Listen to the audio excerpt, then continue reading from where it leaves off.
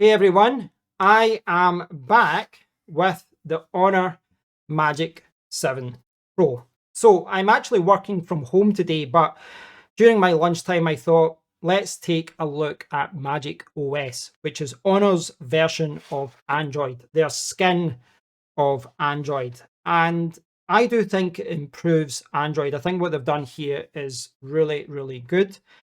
Generally speaking, I am platform agnostic. I can switch between iPhone and an Android phone very easily. They've stolen so many features and ideas from each other, over the years that they've kind of converged. They're not the same. There are some minor differences, but I find it very easy to switch between them. But that being said, I think what they've done here is take a very good version of Android and made it better. Now, I will do a video in the future about the Honor Magic 7 Pro, but I have been using this for 2 weeks, and I will say I'm really enjoying it. I'm enjoying it because of the camera, the charging speeds, the battery. But another reason I'm enjoying it is because of MagicOS. I think they've done a fantastic job here, and they've improved upon what you would normally see in things like the Pixel, etc. So what they've done is just giving you lots of ways to, shortcut things and make things a little bit better. So for example, that's the app drawer, but if you pinch the main area here, we can go into the settings and the cards and wallpapers and icon styles and different things. And this isn't something new. Most Android phones offer some sort of variation of this, but they've done it really well. It's very easy to implement, and you can go into their apps and download more themes, different wallpapers, etc. And there's a lot of great things here that work right out of the box. Now, as far as gestures go, I'm still learning quite a lot of it.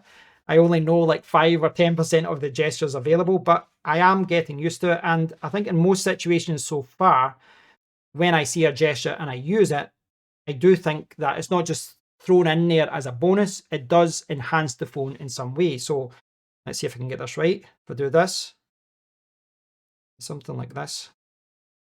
There we go. One-handed mode. I did get it. So this is really good because, with a phone this size, this phone is about the same size as like an iPhone 16 Pro Max. You do sometimes have to do some hand gymnastics to use the phone. Even just from operating it here. In my 14T Pro that I had, my Xiaomi 14T Pro, the power button was there and the volume rocker was up here. But here it's just a little bit higher. So things like that are kind of, difficult. But that one-handed mode does make it a little bit easier. I do generally go back to the full screen, but it's good, if you need to use just one hand, that is a nice little mode to have. And there's lots of little things like that in this phone. As you saw, there's one of them just now. App lock. That's another thing I love. Yes, it's on iOS now as well, but I love the fact that I can password protect lots of different applications, the browser, banking apps and different things, social media. Just makes your phone that little bit safer, especially if you're out and about. But yeah, there's lots of things here that are really, really cool. One thing being, well, selecting text. So this is in all phones nowadays. You select text, you can copy, web search, etc. But they've added the ability to just drag and drop over here, and you can see you can now put it over there, and you can drag and drop it into an email, into social media, into WhatsApp or messaging, etc. This is something I find useful because I frequently use my phone, I read, and then I get an idea and I want to email myself or message, add it to notes or something. So I find that useful. They've also got this like knuckle touch thing, which I'm hoping I get this right. You kind of do this with your knuckle and do like a little, you go, see a little circle there. And once it's like that, you can then expand this however you see fit and get the area that you want. You can add text, you can edit it, you can save the image, or as you can see, I can drag and drop this onto social media, send it to a friend, send it via email, add it to Dropbox. It's another little thing. This is not the type of feature that's a deal breaker. It's not going to make you rush out and buy a phone, but I like it and it is useful. And another feature that I love, and you guys know I love this, split screen. It's probably one of the top three reasons I moved away from my iPhone last year. I really missed split screen. and split screen is here. We've got split screen, we've got floating windows. And one thing I did find right away is, like, if you go left or right, you'll see this little grid. Now, what I didn't realize right away is it works a little bit differently than my last phone, is you kind of need to hold it for a second. There you go. So you just pull this grid out, hold it for a second, and it should come out. So hold it, there we go. And once that's open, once that is open, you can load up any app that you want. You know, you can edit the list here as well to add your favorite apps, etc. Works really, really well. And then you can see now we have what they call a floating window. I can maximize this, I can close it, I can minimize it. We've got a little icon down here. Put it to the side, watch your video, browse the web, do what you need to do, open it back up. And you can see all those options here. Maximize, split screen, floating window, minimize, close. And I'm a big fan of split screen. And you can see, well, I want a YouTube video at top. I can put it to top like that. But you can see you can also save it as a pair. So that's one thing I do need to still do actually. I want to set up like Chrome and YouTube, you know, Netflix and Chrome, things like that. So yes, for some people that might be a gimmick, but I watch YouTube videos a lot, and when I'm watching videos, I'm, you know, browsing the web, or I'm shopping, or I'm doing whatever, taking notes. So I find that feature incredibly useful. I love it. Actually, I absolutely love it. There's lots of really cool options with the folders as well. You know, there's different things in here you can do, different customization options, but you know, a lot of that is just kind of par for the course with Android. We do have a lot of Honor apps. Now, when I did the unboxing of this, I noticed there was like a dozen apps, bloatware, Facebook and different things.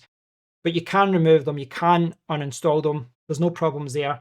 There's a lot of Honor tools as well, but you can just put them all in a folder like I have. Most of these are quite useful. You can see device clone, music player, etc. You've got My Honor. I have signed into that at one point, and then I signed out because I wasn't really using it. But there is an app market. There's a system manager, themes, as we showed earlier, Honor Health, same type of thing that Samsung offers. So yeah, lots of really cool apps there. I don't generally use them. I throw them into some dedicated folders for that particular company, Xiaomi, Honor, Samsung. I hide them out the way. I do it with Apple as well, but they are there. You know, they're pretty useful if you do need to use them.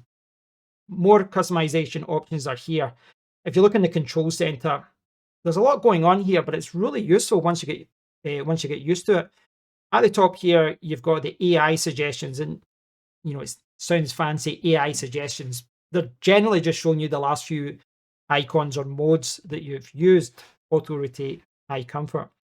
In my last phone, the Xiaomi 14T Pro, it had a huge mega list of modes and, you know, shortcuts here, but then it didn't have labels, which got very confusing just looking at the icons. But we have labels here. You can edit and move them around, put them in a different order if you want. And you can see there's lots of different options here.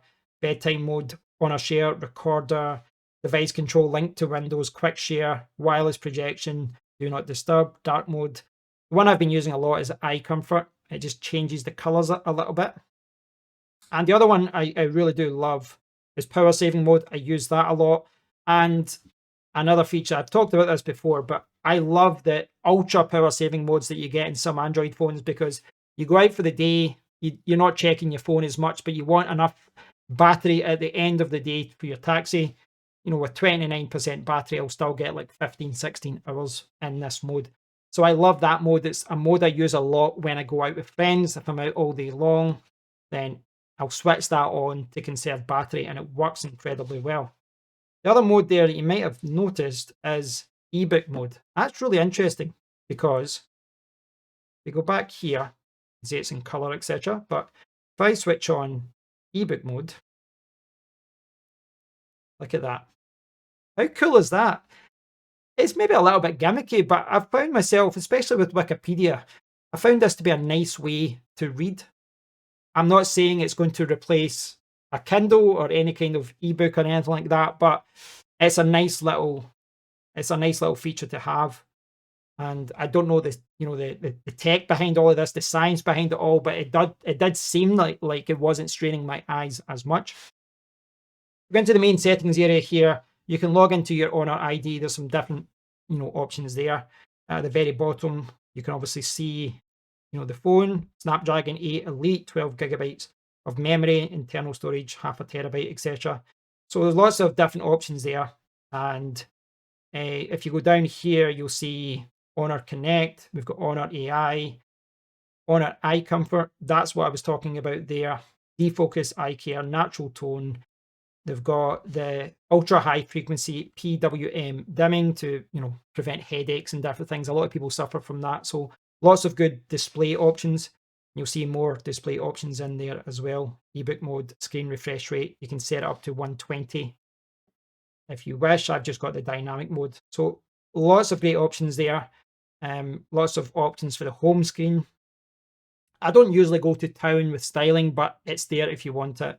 And you've obviously got all the security options as well. Fingerprints, face recognition, both of which are excellent, by the way.